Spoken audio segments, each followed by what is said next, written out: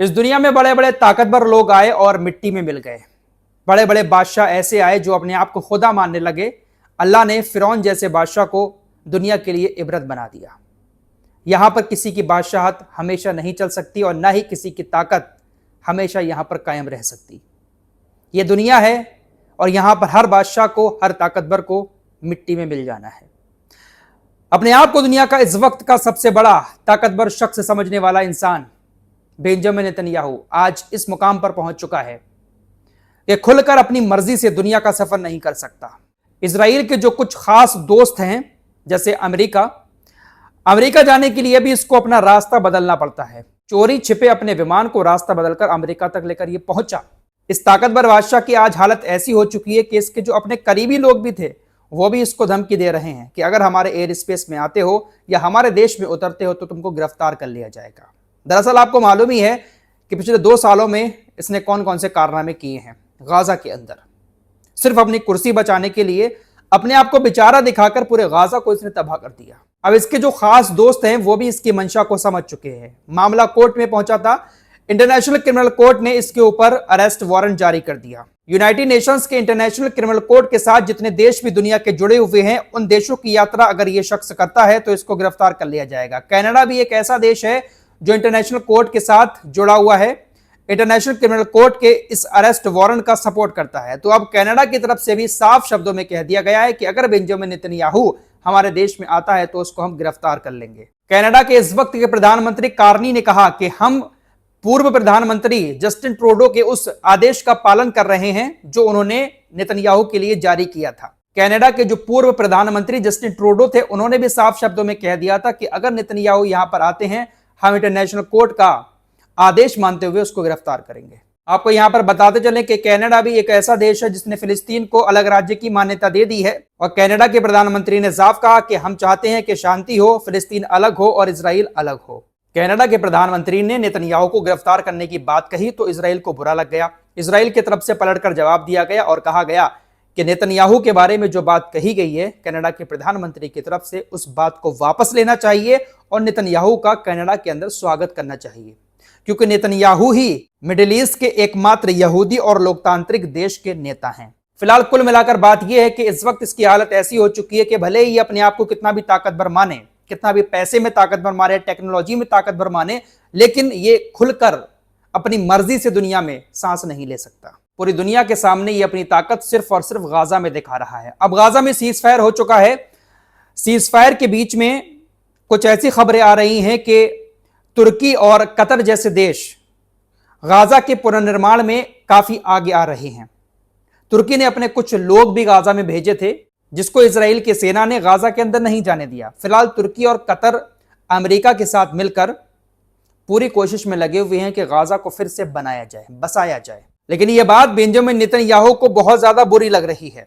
हालांकि Donald Trump इस बात का सपोर्ट कर रहे हैं कि तुर्की और कतर गाजा के लिए काम करें, क्योंकि तुर्की और कतर और मिस्र ये 3 ऐसे देश रहे अमेरिका के साथ मिलकर इन्होंने हमास और इजराइल का सीज फायर कराया। नेतन्याहू इसका विरोध इसलिए कर रहा है क्योंकि इसको डर सता रहा है कि अगर तुर्की और कतर ने मिलकर गाजा के अंदर अपनी एंट्री कर ली और गाजा को बसाने में मदद की, गाजा में शांति कायम करने में मदद की, तो फिर यहां पर तुर्की का बोलबाला हो जाएगा। नेतन्याहू नहीं चाहता कि तुर्की का यहां पर किसी तरह का कोई भी बोलबाला हो, किसी तरह की कोई पकड़ हो गाजा के अंदर। जो रिपोर्ट आई है उसके मुताबिक व्हाइट हाउस यानी अमेरिका का यह भी मानना है, अमेरिका को यह डर सता रहा है कि कहीं नेतन्याहू अमेरिका की तरफ से आए हुए इस सीजफायर के समझौते को रोकने की कोशिश न करने लगे। अमेरिका को इस बात का डर सता रहा है। व्हाइट हाउस के एक सीनियर लीडर ने द न्यूयॉर्क टाइम्स को बताया कि राष्ट्रपति डोनाल्ड ट्रंप का ऐसा मानना है कि हमास के नेता बहुत सादगी के साथ बातचीत करने को तैयार हैं, लेकिन बेंजामिन नेतन्याहू हो सकता है कि इस युद्धविराम को तोड़ने की कोशिश करें। तो अमेरिका को भी लग रहा है कि ये कुछ कर सकते हैं, लेकिन हमास पर भरोसा दिखा रहा है अमेरिका। आइए बात याह्या सिनवार की कर लेते हैं। याह्या सिनवार को तो आप सभी लोग जानते ही होंगे। इस जंग के दौरान इनको आपने काफी बार देखा होगा, इनके बयान भी सुने होंगे। हमास के एक बहुत बड़े लीडर हुआ करते थे। इजराइल की सेना ने गाजा के अंदर इनको एक मकान के अंदर मार दिया। इजराइल की सेना गाजा में इनको मारने के बाद इनकी बॉडी को इजराइल ले गई। अभी भी इनकी बॉडी इजराइल के अंदर रखी हुई है। ये जो समझौता हुआ था अभी सीज फायर का, इस दौरान हमास ने ये मांग की थी कि याह्या सिनवार को और उनके जो भाई हैं छोटे मोहम्मद सिनवार, दोनों की बॉडी को हमें सौंप दिया जाए, लेकिन इजराइल ने इनकी बॉडी देने से मना कर दिया। अब खबरें ऐसी आ रही हैं कि याह्या सिनवार की बॉडी को इजराइल के अंदर जलाने का प्लान किया जा रहा है। इजरायली परिवहन मंत्री मिरी रेगेव ने 20 अक्टूबर को कहा कि उन्होंने हमास नेता याह्या सिनवार की बॉडी को गाजा वापस भेजने के बजाय उसे जलाने का प्रस्ताव रखा है।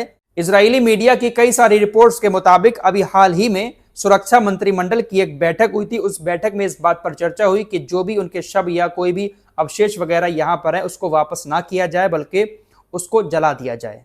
इस बैठक में इस बात पर चर्चा हुई कि जिस तरीके से अमेरिका ने ओसामा बिन लादेन की बॉडी को वापस नहीं किया था, पाकिस्तान के अंदर जब मारा गया था ओसामा बिन लादेन को अमेरिका की सेना के द्वारा, तो यह कहा जाता है कि उनकी बॉडी को अमेरिका की सेना अपने साथ ले गई थी।